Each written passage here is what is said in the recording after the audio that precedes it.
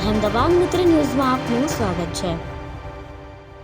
હિંમતનગરના પ્રેમપુર ગામે એક પરિવારે ખરીદેલા ગોપાલ કંપનીના ગાંઠિયાના પેકેટમાંથી મરેલો ઉંદર નીકળ્યો। પરિવારનું કહેવું છે કે તેમણે આ ગાંઠિયા બાળકીને ખવડાવ્યા હતા, કે જે બાદ બાળકી બીમાર થઈ ગઈ છે। પરિવારે આ અંગે ફૂડ વિભાગમાં ફરિયાદ નોંધાવી કંપની સામે કડક કાર્યવાહીની માંગ કરી છે।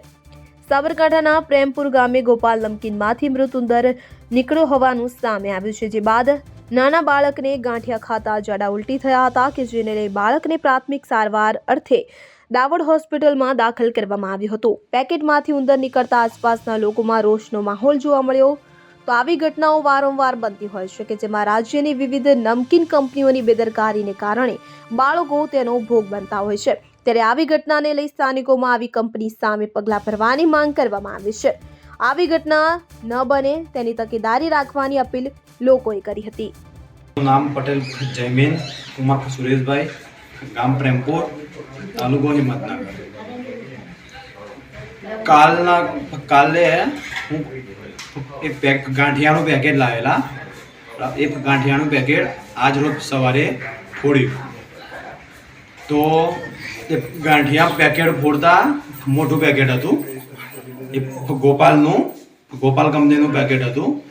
તે સવારે ફોડ્યું તો ફોડતાની સાથે થોડા પહેલાં વાટકીમાં કાઢ્યા।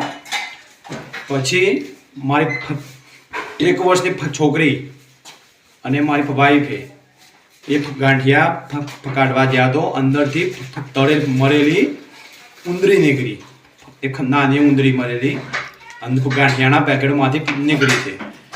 એ મારી છોકરીને ગાંઠિયા ખાઈ હાલ અત્યારે બીમાર પડી છે। વોમિટિંગ, ઝાડા ઉલટી થઈ।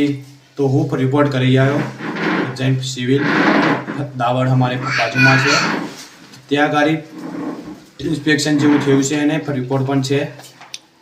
બરાબર, આ રીતે બેદરકારી ગોપાલ કંપનીની આવી છે। તો આ મુદ્દા પર મીડિયા અને ફૂડ સેફ્ટીવાળાને એટલે કહીશ કે આના પર કડક ને કડક કાર્યવાહી થાય। અહેમદાબાદ મિત્ર ન્યૂઝની યુટ્યુબ ચેનલને સબસ્ક્રાઇબ કરો અને બેલ આઇકોન જરૂરથી દબાવો, જેથી દરેક મહત્વના વિડીયોની નોટિફિકેશન તમને મળતી રહે।